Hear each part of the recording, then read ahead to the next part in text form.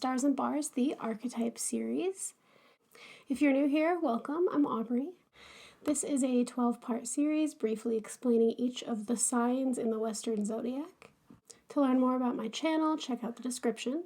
Before we get started, I also want to say that if you have the sign that we're talking about today in your chart, and you don't feel like the traits that I'm listing apply to you, that is okay. There are infinite astrological and non-astrological variables when it comes to shaping a person. You almost certainly have more than one sign in your chart, and you've also had lots of experiences in your life and will continue to have experiences that shape who you are as a person. If you do feel this way, I do recommend looking further into your birth chart to find other signs that you have and other aspects. There's a lot to learn, but if you're just getting started and you're finding that you're hearing things that don't really seem to apply to you, you don't need to give up. If you're still interested, you can keep on digging. And that's my whole disclaimer, so now let's get started. Today we are talking about Gemini the Twins. The twins symbolize duality, communication, and adaptability. The Gemini constellation's brightest stars are Castor and Pollux.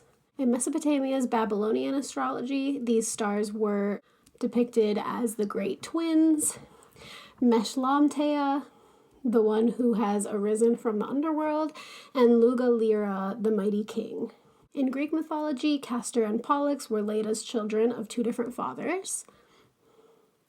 They were legendary explorers and warriors who died young in battle and were then immortalized in the sky by Zeus. Gemini, alongside Virgo, is ruled by Mercury, the rocky planet of expression, knowledge, and technology, and these qualities can also be applied to Gemini as an archetype.